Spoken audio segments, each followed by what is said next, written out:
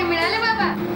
बरं ताई, आता तिच्या लग्नाचं बघावं. आई मला लग्न नाही करायचंय आता. मला शिकायचंय, डॉक्टर व्हायचंय.